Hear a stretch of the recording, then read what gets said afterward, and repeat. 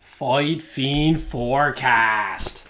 I'm Joseph, the host, back to do the early prediction show for the first pay-per-view of the year, UFC 297, going down in Toronto, Canada, my home country. Not too far away from me. I'm from Prince Edward Island. Kind of far away, to be honest, but, you know, it's still in my home country, and I'm pumped up for this card. We got 2 title fights, Sean Strickland, Dricus du Plessis, and Raquel Pennington and Mero Buena Silva. So we are in store for some gold, and we are electric right now. The forecast has been hot. Before I start talking about UFC 297, the picks and predictions, let's go over last week. UFC Vegas 84 at the Apex. I didn't give out my locks, and the locks are still hot, 11 in a row. I went with Joshua Van, Marcus McGee, and the Platinum Forecasters.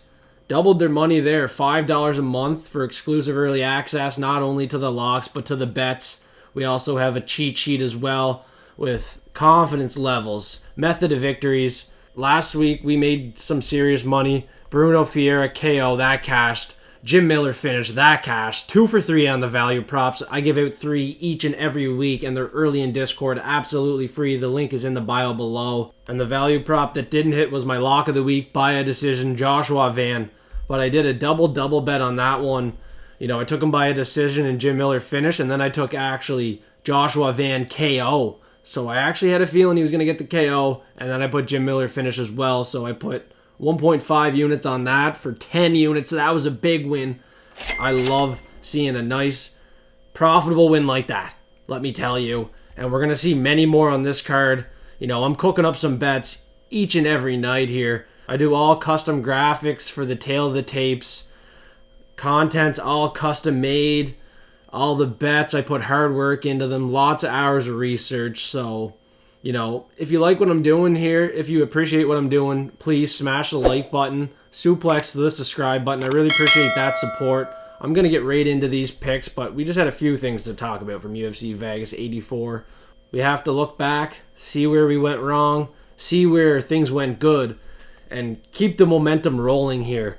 You know, there's a big storm on the way here for Saturday night, and we want to make sure we can forecast it to the T and make some more money. You know what I'm saying? And I'm going to introduce something new this week. It's called the Forecast of the Week. So what that is, I'm going to choose one forecaster's comment from the early prediction show. All what they got to do is put hashtag Forecast of the Week and put their most confident outcome. So last week, my value prop was Jim Miller. That was my most confident prop. It was double your money, so it has to be plus money. That's the only rule. It has to be a plus money prop. And I'm going to pick one. I'm going to tail it. I'm going to put some money on it. I'm going to make some custom content for it too. I'm going to give you a shout out. I'm going to put it on the final prediction show. So I'm going to tail one forecaster's comment. All what they got to do is make sure they put hashtag Forecast of the Week and make sure it's plus money, because everybody wants to make sure they can double their money, triple their money, stuff like that. You know, we want to see plus money 100%. If not, I'm not even looking at it, to be honest with you. And I have to see hashtag Forecast of the Week, and I'm going to tail one. I'll make the custom content. I'll post it on Instagram, Twitter. I'll have it on the final prediction show, and I'm also definitely going to have money on it. So, comment away your most confident outcome this week, and you can do it after the show, after you hear what I have to say, because we are going to get into it right now with the first fight of the night, with the early prelims here. He's a Canadian, Malcolm X Gordon, against Jimmy Flick. Both these fighters very similar. The records are similar, the height's similar, the reach is similar. I mean, not sure how this fight's going to play. I got to go with the Canadian. Obviously, I'm going with Malcolm Gordon. He's a slight favorite here. I think the bookies have it right. This guy's 2-4 in the UFC. BJJ black belt as well, but he did get submitted in the 3rd round to Muhammad Mukayev. Not a bad loss there. He showed his scrambling abilities. He can stay in a fight for a little bit with high-level guys. Let's say that. Jake Hadley, Suma Derji, I know what you're thinking there. His chin's not great, but if you look at Jimmy Flick, do you think his chin's any good? What does he have? 6 knockout losses. Charles Johnson, Alessandro Costa, and Chris Gutierrez back in the day in the 3rd round with leg kicks. So, Jimmy Flick, 6 knockout losses. I don't like that. I don't want to trust his chin whatsoever. And this guy was questioning his career, his last fight. Like, he wanted to stop fighting. Like, he was questioning competing in the UFC, stuff like that. He wanted to stop doing MMA. Malcolm Gordon has never had that thought. This guy is serious about the sport. He's dedicated. 8 out of 11 finishes are in the first round as well. This guy's exciting to watch. Now, in the UFC, he's been handed killers. Hadley and Sumaderji, they're fast, they're quick. He got caught in those fights. Like, I don't think Jimmy Flick has the striking to catch him in this fight, so we don't got to worry about a knockout for Jimmy Flick here. What we got to worry about is his 14 submission wins. This guy can pull a submission 100%. Malcolm Gordon has to be aware of that. This guy has 6 submissions as well. BJ black belt, like I said, so he should be very aware and capable of getting out of those submissions. I think he is also dangerous for his own finish. 8 out of 11 finishes in the first round. Like I said, he's super exciting, but let's be honest here. This one, it's probably going to be a decision. It's a flyweight fight, pretty low level. We see it multiple times. Let's not chase a finish. Let's go for a decision in this fight. Either way, I'm going Malcolm Gordon on the money line. There's lots of value there. He's a slight favorite, and he's probably safe to parlay. He's a Canadian, and he's going to get it done on home soil. And next up, we got another Canadian, Jasmine Jasudavicius against Priscila Cachoeira, the zombie girl. Most confident pick on the card for sure. I know she's a women's fighter, but it's our girl, Jasmine Jasudavicius. She's very vicious as well. She's aggressive, constantly pushing forward. 3-2 in the UFC. I feel like the UFC has given her a winnable matchup here against a girl that has 3 submission losses and 2 decision losses. Her 2 decision losses come to Luana Carolina and Molly McCann. I know Jasmine Jasudavicius is levels above those 2 girls. There's not much more to talk about. Look at the odds here. Almost a 4-1 favorite. This girl is very safe for parlays. These Canadians are going to be lined up to win. That's just what it is. It's a Canadian card. Matchmakers have a job to do, and they want the Canadian fans to be excited, pumped up, and not be upset after this card. They want the Canadian fighters to win. They're going to be cheering for the Canadian fighters, and their hands are going to get raised. So at these odds, let's not be stupid and chase a women's underdog here. I know I like those Brazilian women's underdogs, but not this time. Most confident pick on the card, Jasmine Jasudavicius gets it done. I honestly could be looking at that submission prop as well. Like I said, 3 submission losses for Priscilla. Jasmine, I know she's a decision dominator here. 6 decision wins. Only 1 submission in her first pro fight. You know, could happen. Most likely going to be a decision. A dominant decision for our Canadian. And next up, another Canadian. Cheers to this guy here. Yohan, White Lion, Lainesse against Sam, the future apparently, Patterson. The future. I don't think this guy, Sam Patterson, is the future. Coming off a knockout loss in the first round to Yanel Ashmus. A real short guy Yanel was. Caught him. Knocked him out. 6'6" is insane. I don't know. He's pretty lanky, man. He doesn't have much muscle compared to Yohan Lainesse. Lainesse has some finishes on the record as well. Like, I could be looking for a finish prop on this one for Lainesse. Pretty confident in this Canadian as well. It's going to be the theme here. I'm going with the Canadians. Like, I don't think I'm going against any. Last year, I was going reverse psychology on a couple. I don't think it's going to happen here. Matchmakers have a job to do. Canadians are going to win. Lainesse, he was 172, just like Malcolm Gordon. Money's coming in. He's now 166, like you can see. I think he's getting it done. I'm pretty confident in him, and he was one of the 4 locks, obviously, here. I have $90 on Yohan Lainesse with 3 other fighters here for $400. I think he's getting it done. 100% confidence. Sam Patterson's going to get knocked out, man. His chin's just sitting there. He's not a very defensive striker.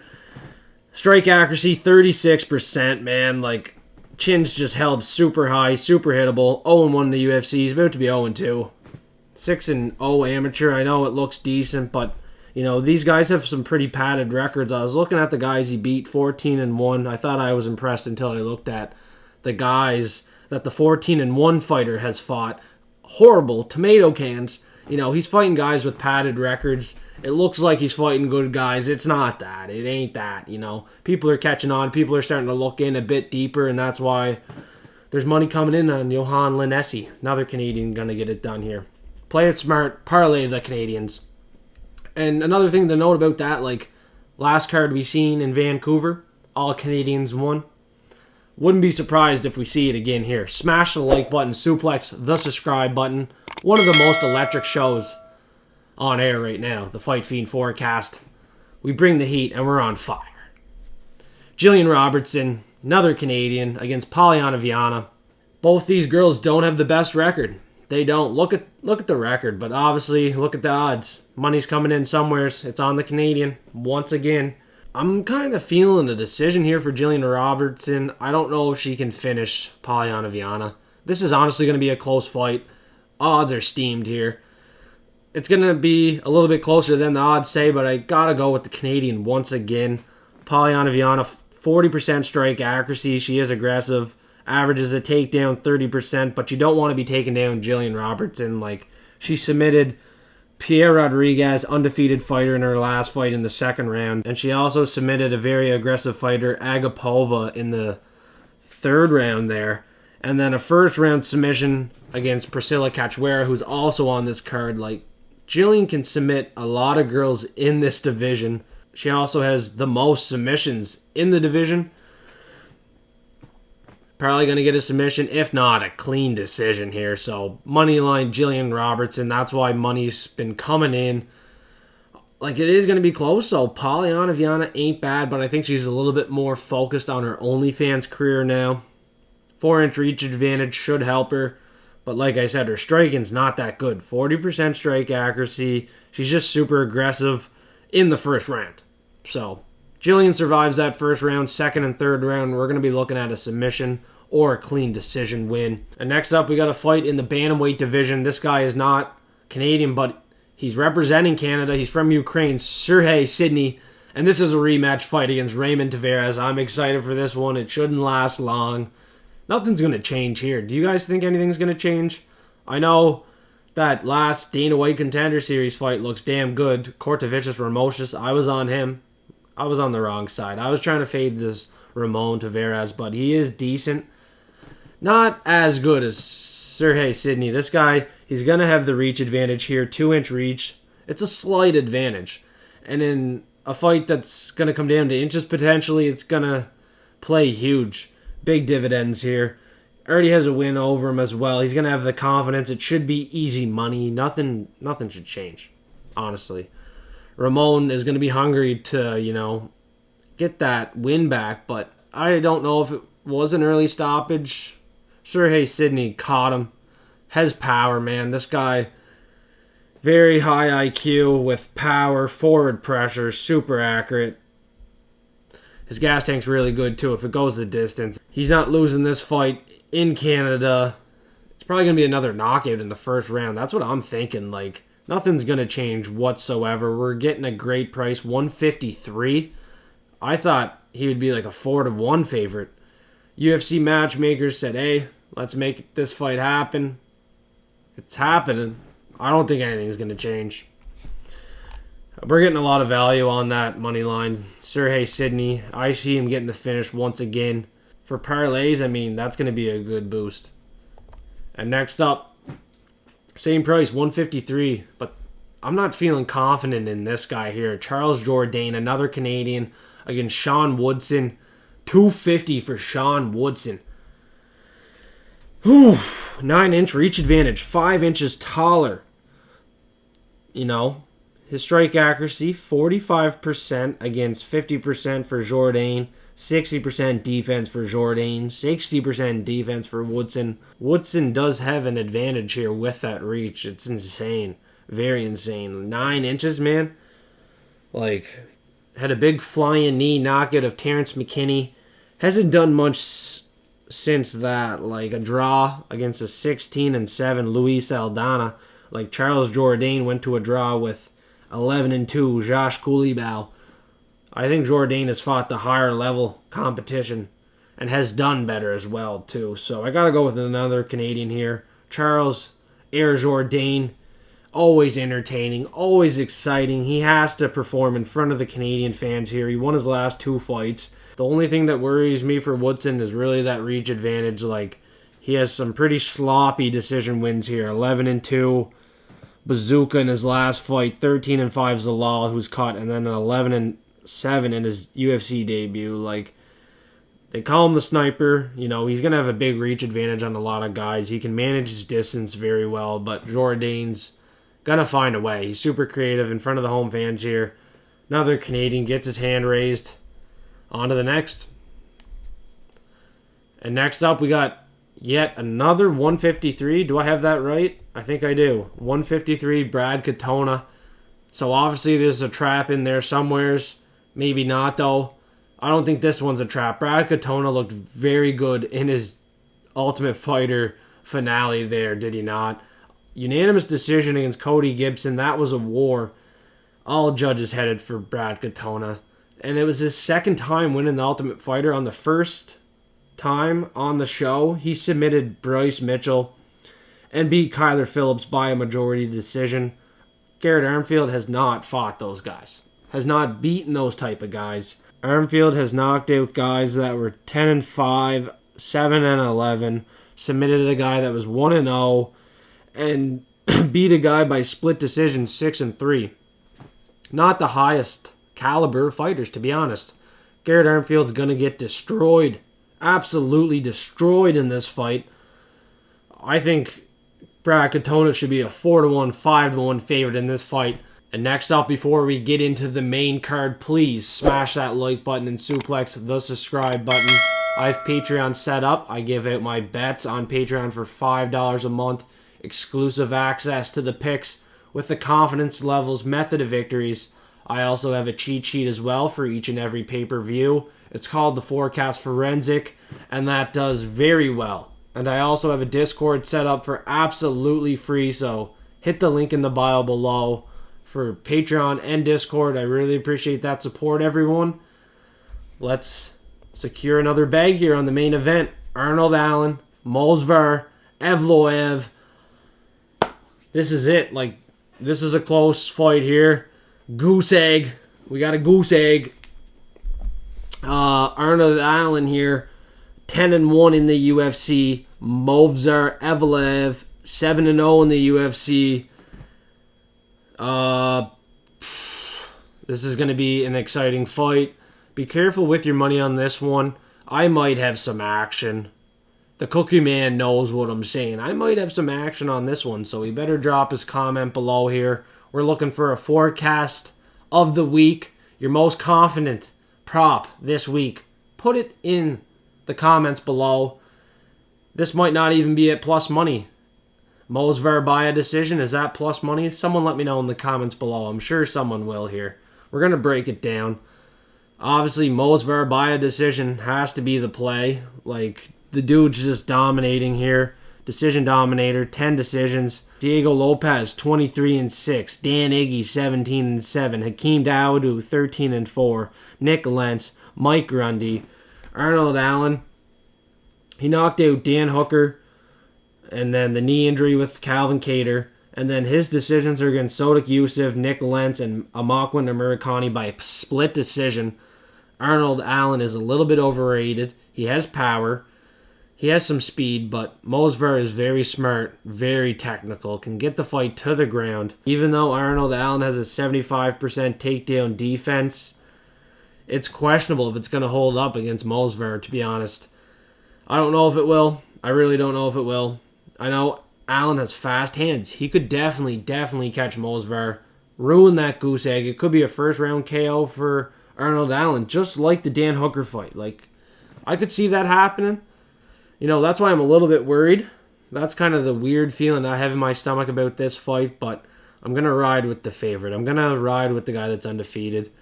The Russian, EV in his last name. It just makes a little bit more sense to me. Arnold Allen is a little bit hesitant, and he's pretty selective.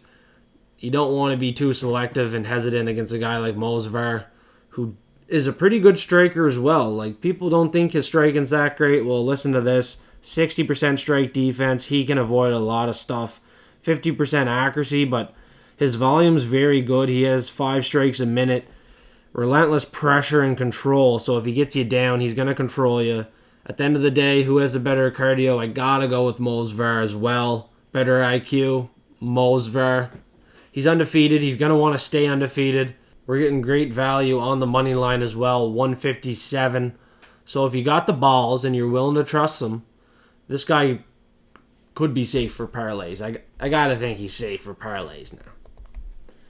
And next up, the reason why this video is going to be a little bit late is because these Extreme Couture boys, I'm back and forth on them. Sean Strickland and Plessis and Curtis and Marc-Andre Barriault, like these two fights, like I am back and forth, and I could be switching my pick each and every day this week.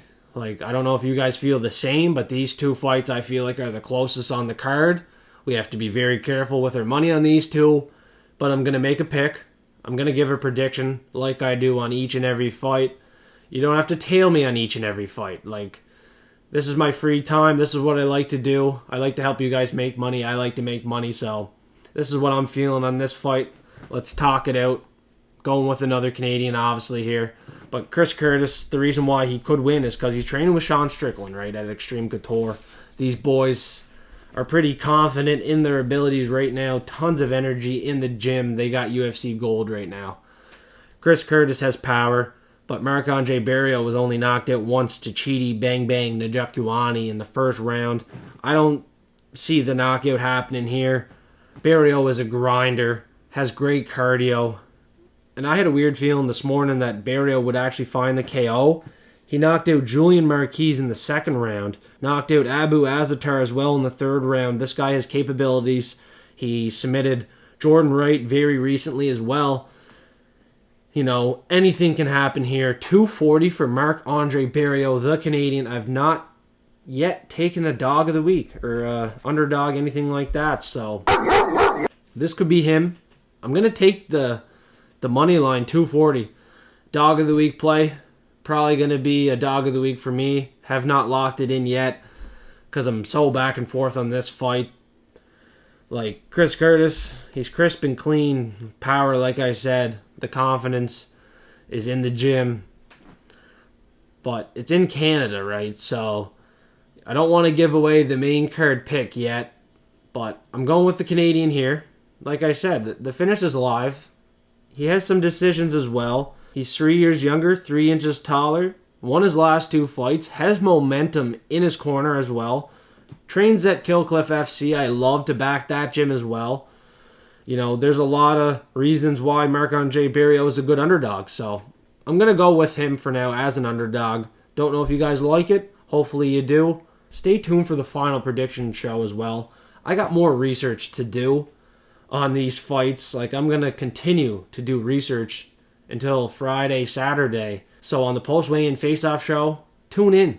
Stuff might change. I might have some more stuff to tell you. Some more important inside information. So please come back on Friday. I do 2 shows a week, and it's for you guys. So please, like I said, smash the like button, suplex the subscribe button. I really appreciate that support. And let's keep the momentum rolling for the Fight Fiend forecast as well. We need to get the subscribers up, because once we hit 1,000 subscribers, I'm going to give away more money. I'm going to give away some UFC cards, so I know you guys want a chance to win some money. And this time when I give away money, we're going to give away money to 3 different people. So $100 each, $150 each, maybe $200 each. So make sure you tell your friends. Subscribe to the Fight Fiend Forecast. This guy's going to be giving away free money. He's going to be giving away UFC cards. He's entertaining. He's sharp. He's accurate. He hit his last 11 locks. So, if I get this video on the early prediction show to 50 likes, you will get the lock of the week on the Friday show. Absolutely free. Let's keep it rolling here. We got 3 fights left. And it's 10 o'clock at night right now. I still got to edit this video and then post it. And then I got to go to work in the morning. So, let's get her going here. Neil Magny, Mike Malott. Neil Magny is a vet of the game. He's been in the UFC for a very long time. He's 21-10 in the UFC, but he's on the downfall here. In this fight, he's going to have a 7-inch reach advantage. And he's never lost 2 fights in a row since 2013. That's 10 years. And he lost his last fight. So we're going to have to break that trend. Because Mike Malott is a lock of the week play for me. 130, 100% confidence he's going to win this. He could even win a decision. I know he has a 100% finish rate. Like, he could win a decision. So money line is always the safest bet. Always. Covers everything. Everything. So play the money line. People in the comments have taught me that. Just play the money line. Don't be a dumbass. Don't chase the knockout. Don't chase the sub or a decision or a finish or a first round. You know what I mean? What if it doesn't happen? You have him on the money line. The only thing is, at odds like this, 3-1 favorite, 2-1 favorites, you got to wager a lot of money, find another parlay piece, and, bet with confidence and be responsible as well. You don't have to put your whole bankroll on your lock of the week, but you could put a fair chunk of it. Make sure you do your own research as well, too. So just because I say he's a lock of the week doesn't mean, put your mortgage on him, but, he's going to be one of the 4 locks, one of the 2 locks for sure. 100% finish rate for Mike Malott. It's in Canada. He's from Halifax, Nova Scotia, in the Maritimes. I'm from PEI, so that's in the Maritimes. This guy was born very close to where I'm from. Like, I'm never going to go against Mike Malott unless, I am certain. And I'm not certain Neil Magny's going to win this fight. Like, dude got pieced up in his last fight on a major downfall here. Submitted 6 times. Mike Malott's going to come in here, probably find a first round submission. So look for that on the props. I think he's going to get it done. First round submission. This guy on the ground, next level. But he's dangerous everywhere. He could find a knockout. Like I said on the very start of this prediction, he could find a decision. His first ever. He's fighting a vet, right? Neil Magny, but, this is Malott's toughest test to date. But I'm not worried about it. 4 years younger, 3-0 in the UFC, trained at Team Alpha Male. This guy is confident, comfortable in the octagon, very humble as well. He gets it done here. Play him on the money line. Let's secure another bag. Let's play it safe here. Be responsible with your money, like I said, and we're going to cash tickets each and every fight night. And next up, a couple underdogs are going to come through on this card. And I think this is one here. We got the first title fight, Raquel, Rocky Pennington, against Bueno Silva. And Bueno Silva had some ADHD drug medication in her system. That's why the last fight got overturned. She won the fight by submission in the second round, in a fight that she was losing the first round to Holly Holm, getting controlled. And I have been on the Bueno Silva train. I have been very confident in her, but I've never seen her as a title challenger this quick. I know Amanda Nunes is retired and stuff, but like these 2 girls for the title is like, seriously? Raquel Pennington at least is deserving of it. This girl has only lost to champions. I gotta go with the underdog here. Like, I want to see this girl to win. Like, please, give Rocky the win here. She has only lost to champions, guys and girls. Like, she lost to Amanda Nunes in the 5th round by knockout. No shame in that. That was her only knockout loss. Okay, she was submitted in the first round in 2012 to Kat Zigana. I probably butchered her name. She was a former champ there. And her other losses are all by a decision, like I said, to former champs or to girls that were ready to be a champion, but just came up short. So she's been fighting very high-level girls. I want to see her win this so bad. And another thing, I pulled a numbered card of Raquel Pennington on my last UFC card video, which I did not even post yet. I still got to post that video and edit it. But I pulled her numbered card on that video just last week. Like, that is a sign she's going to get this done. Like, that is definitely a sign. Please trust my instinct on this one, guys. It's plus money. Raquel Pennington. She's going to get it done. She's so experienced. She's 12-5 in the UFC. Bueno Silva, 5-2-2. She had a draw to 12-9 Montella De La Rosa. I guess those are the caliber of wins you need to get a chance to fight for the vacant women's bantamweight championship. That's insane. I don't think she should get a chance at this belt whatsoever. Like, her loss was to Manon Fiorot, 11-1, good loss, and Mayra Moreau is 11-5. 2 decision losses. I see this one going 5 rounds. Split decision, maybe unanimous as well. Raquel Pennington gets it done on the judges' scorecards. Way more experience. Yeah, odds are wrong 100%. Please, instinct be right. And next up, we got the championship fight between Sean Strickland and Dricus du Plessis. And Strickland beat Adesanya as a 4-1 favorite, 5-1 favorite. That was insane. I never seen that coming. And now he's a favorite against Dricus du Plessis. Something's wrong here. Someone has to explain to me how this guy goes from being that big of an underdog to now a slight favorite. I think the bookies got this one wrong too. I'm going back-to-back dogs here. I don't think this is the best opponent to test your cardio against or to see if you're going to get exhausted or not. Like, if du Plessis is going to win this fight, he's going to have to search for that finish, and I'm hoping he's going to crack the chin of Sean. Sean Strickland has 2 knockout losses, both of them coming in the first round. Du Plessis is going to be as hungry as ever. This is going to get very heated on Friday. And like I said, I could switch my pick to Chris Curtis and Sean Strickland. That's very, very possible. These guys are favorites for a reason. Now, I want to take a couple underdogs on this card. I feel like du Plessis, Marc-Andre Barriault, they're going to be the male fighters that get it done as underdogs. I could be totally wrong here, but I don't understand why Sean Strickland's a slight favorite here, and he was such a big underdog against Israel Adesanya. I feel like the UFC wanted Adesanya versus Dricus du Plessis. South Africa versus Africa.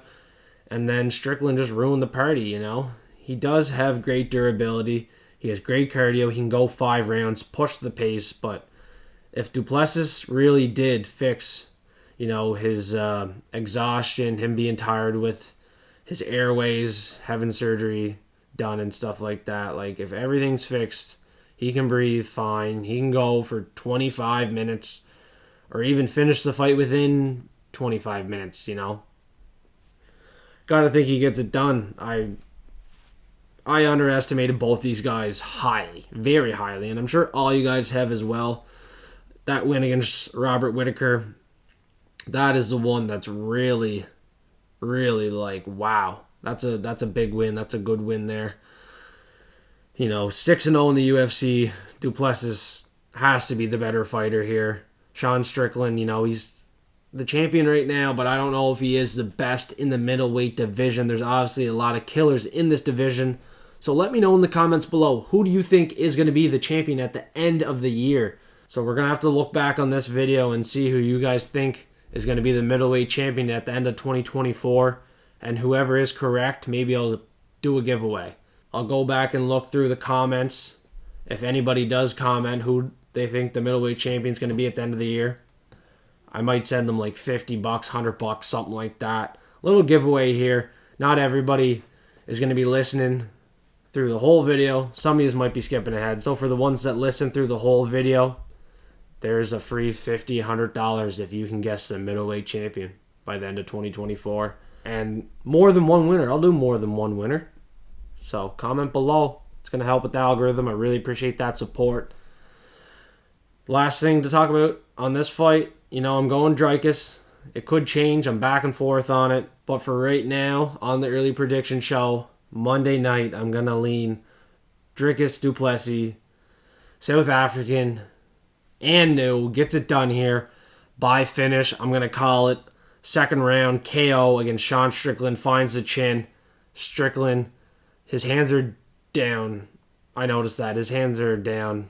And his defense is good, but I feel like he's going to get caught. It could even be in that first round. He has 2 first-round KO losses.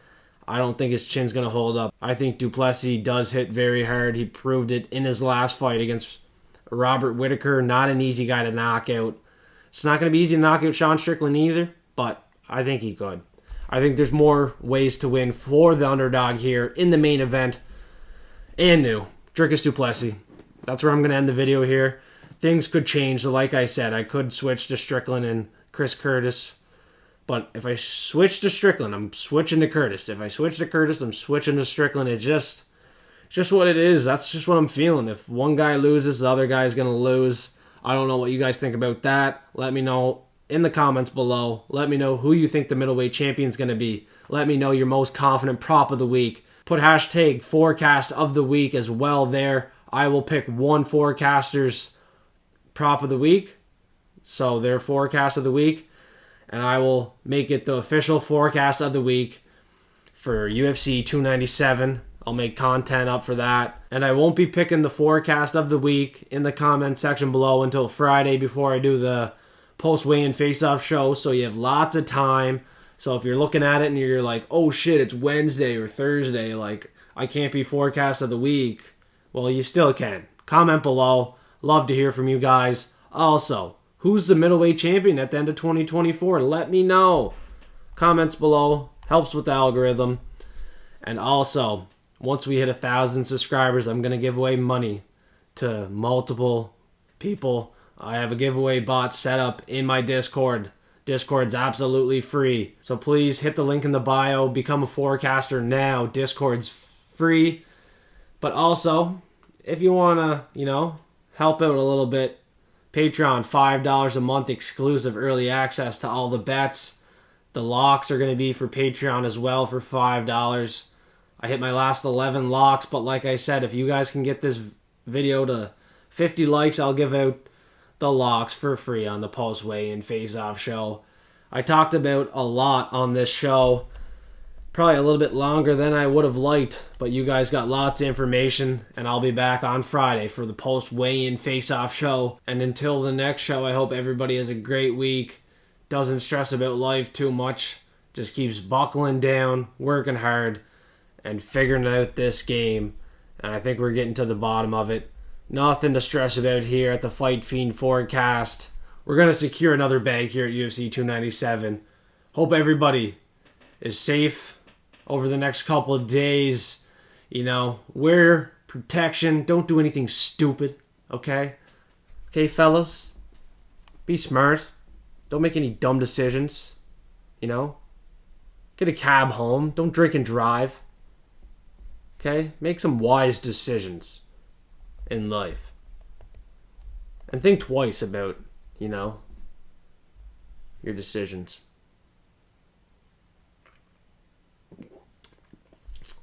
We'll see you in the next one.